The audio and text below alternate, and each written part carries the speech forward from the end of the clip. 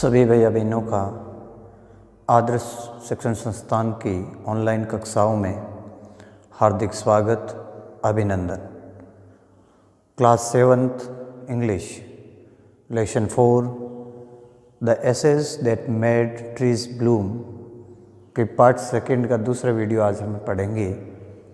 On coming home the old man took his wife into the garden.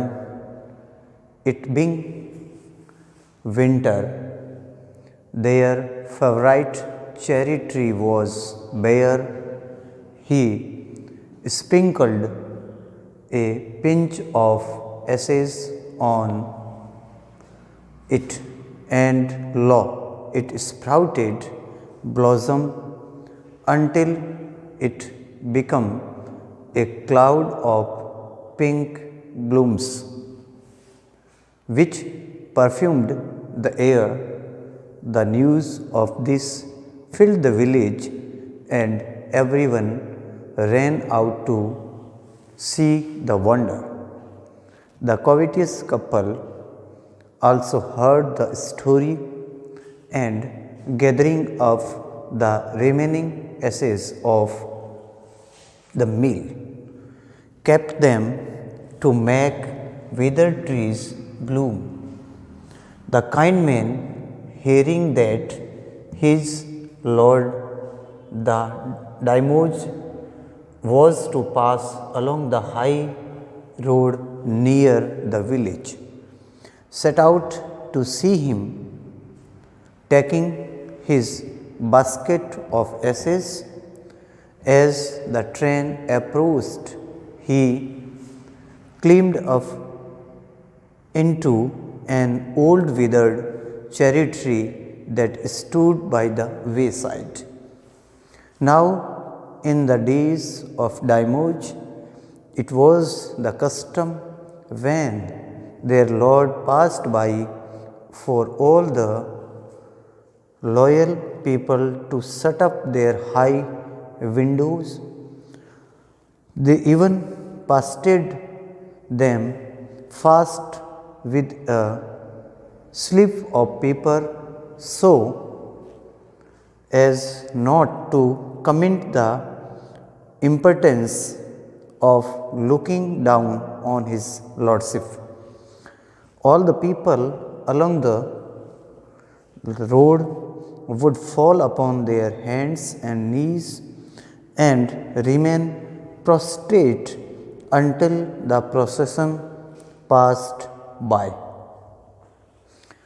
On coming यानी घर आकर के वो बूढ़ा आदमी पड़ोसी से उस राख की एक टोकरी भर के ले आता है और वो वापस अपने घर आता है। ऑन कमिंग होम, घर आते हुए या घर आकर के, the old man took his wife, बूढ़े आदमी ने अपने साथ अपनी पत्नी को लिया।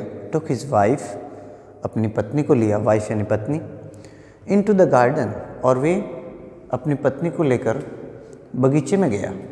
वेंट इनटू द गार्डन, वह अपने बगीचे में गया।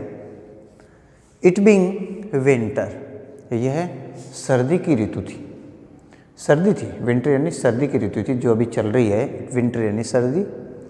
देयर, उनका favourite cherry tree was bare, उनका प्रिय, फेवराइट यानी प्रिय, cherry tree was bare, cherry का पेड़ जो कि बिल्कुल पत्तियों विहीन हो गया था। बेयर यानी एकदम पत्तियां झड़ कर के नीचे गिर गई थी, उसको कहते बेयर होना। पत्तियों के विहीन हो गया था, बिना पत्तियों को हो गया था। ही यानी उसने, यहाँ ही ओल्ड मैन के लिए आया है। ही यानी उसने स्प्रिंकल्ड, स्प्रिंकल्ड यानी छिड़काव करना, छिड़कना। A pinch of ashes, pinch का मतलब होता है मुट्ठी भर, ऑफ एसेज यानी राख, ऑन इट यानी इस पर, इट यहाँ चेरी ट्री के लिए आया है। उसने एक मुट्ठी भर राख या चिमटी भर राख है वो उस पेड़ पर छिड़काई, स्प्रिंकल किया, छिड़काव किया। एंड लो, और तुरंत ही, इट स्प्राउटेड, इट यानी इससे, उस पेड़ से, स्प्राउटेड प्रस्फुटित होना, फलना फूलना, स्प्राउटेड ब्लॉसम्स खिलने शुरू हो गए, until it, जब तक it become a cloud of pink blossom, और उससे एक गुलाबी रंग के फूलों का बादल जैसा खिलने लग गया। क्लाउड यानी एक ऐसी बादल लालिमा बन गई, ब्लूम्स यानी खिलना, विच जिसकी परफ्यूम्ड इन द एयर, और उसकी हवा के अंदर सुगंध भी फैलने लगी। परफ्यूम्ड यानी सुगंधित होना, उसको कहते हैं perfume. The news of this, यह समाचार, फील्ड इन द विलेज, यह समाचार गांव में फैल गया, जंगल में आग की तरह फैल गया। फील्ड इन द विलेज यानी गांव में फैल जाना, गांव में भर जाना, यह समाचार गांव में फैल गया। एंड और एवरीवन, प्रत्येक, रैन आउट, भागने लगा, दौड़ने लगा, टू सी द वंडर, इस वंडर को देखने के लिए, इस चमत्कार को देखने के लिए। वंडर यानी चमत्कार, अद्भुत। इस चमत्कार को देखने के लिए प्रत्येक गांव वाले भागने लगे, देखने लगे कि ये बूढ़े आदमी ने क्या वंडर किया है। The covetous couple also heard the story, जो उसका पड़ोसी था, जो बड़ा कॉविटियस था, जो लालची था, उस कॉविटियस कपल ने, लालची कपल ने भी इस कहानी को सुना, इस स्टोरी को हर्ड किया। तो and gathering up the remaining ashes, और उसके घर में जो बची हुई फायर प्लेस के अंदर, चूल्हे के अंदर जो राख थी, जो बची हुई राख थी, उस बची हुई राख को उन्होंने गैदरिंग किया। गैदरिंग यानी इकट्ठा करते हुए, अप द रिमेनिंग शेष बची हुई ऐसे यानी राख को, ऑफ द मील, उस मील की, उस चक्की की जो पीछे बची हुई उसके चूल्हे के अंदर राख थी, उस राख को उन्होंने इकट्ठा किया। Kept them to make wither trees bloom, और उसने अपने सूखे हुए, अपने बगीचे के अंदर सूखे हुए पेड़ों को हरा भरा करने के लिए उसको रखा, उसको केप्ट देम मैंने उसको रखा। The kind old man hearing that his Lord, उस दयालु बूढ़े आदमी की हियरिंग यानी सुनता था, दैट यानी उसका कि हिज लॉर्ड यानी उसका भगवान सुनता था। लॉर्ड इन गॉड, ईश्वर, उस बूढ़े आदमी की उसका भगवान सुनता था, उसका लॉर्ड उसको हियरिंग करता था, उसकी सुनवाई करता था। द डाइमोज, जमींदार, डाइमोज या जापानी भाषा का शब्द है जहाँ पर जमींदार या बड़े लोग कहते हैं। Was to pass along the high road near the village, और उसी दिन उसके गांव के पास से ही, नियर द विलेज यानी गांव के पास से ही, वहाँ से वो डाइमोज जो है वो पास अलोंग द हाईवे, पास यानी गुजरना, अलोंग द हाई रोड्स, उस हाई रोड के पास से गुजर रहे थे। नियर द विलेज, गांव के पास से हाई रोड से गुजर रहे थे वो बड़े लोग। Set out to see him, set out to see him, वे भी उसको देखने के लिए रवाना हुए। यानी जो जापानी बड़े लोग जमींदार थे वो भी उस वंडर को देखने के लिए सेट आउट हो गए, सेट आउट रवाना होना।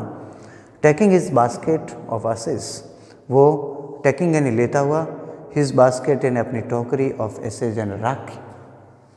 एज द ट्रेन अप्रोच्ड, जैसे ही काफिला पहुंचा, जैसे ही वह ट्रेन का मतलब प्रोसेसन, जुलूस, काफिला, अप्रोच्ड यानी पहुंचा, he climbed up into an old withered cherry tree that stood by the way side, जो एक सड़क के किनारे उसके एक चेरी का पेड़ जो सूखा हुआ खड़ा था, जिस पर बिल्कुल पत्तियां नहीं थी, एकदम विदर्ड था, एकदम सूखा हुआ खड़ा था।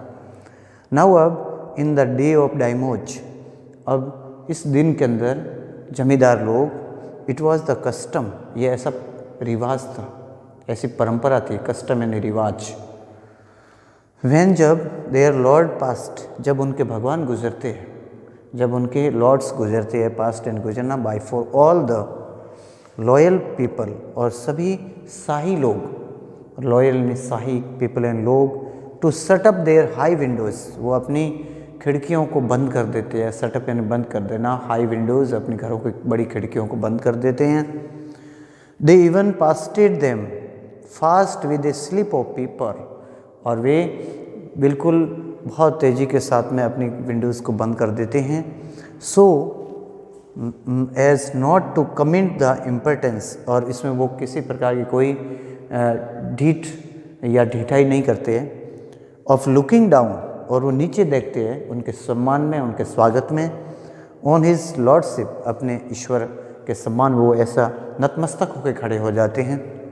ऑल द पीपल, सभी लोग, अलंग द रोड, सड़क के किनारे, would fall upon their hands and knees, और वे अपने हाथों और घुटनों के बल पर वहाँ पर सड़क के किनारे खड़े होकर के अपने लॉर्ड्स को साष्टांग या दंडवत प्रणाम करते हैं। एंड रिमेन, और बचे हुए प्रोस्ट्रेट यानी साष्टांग करना, दंडवत प्रणाम करना, टू अंटिल, जब तक द प्रोसेसन पास बाई, जब तक वो देव अपने लॉर्ड का प्रोसेसन यानी जुलूस गुजर नहीं जाता है, तब तक वह सड़क के किनारे लेट करके उनको साष्टांग प्रणाम करते हैं, उसको दंडवत प्रणाम करते हैं। और जब तक उनका काफिला पास्ट बाय यानी गुजर नहीं जाता है, निकल नहीं जाता है। तो इस तरह हमने इस पार्ट को पढ़ा है, जो वीडियो लेसन 4 का पार्ट सेकंड का सेकंड वीडियो आज अपने इसमें पढ़ा है। और पीडीएफ के अंदर जो इसके वर्ड मीनिंग है उसको हम गृह कार्य में करेंगे। जय हिंद, जय भारत।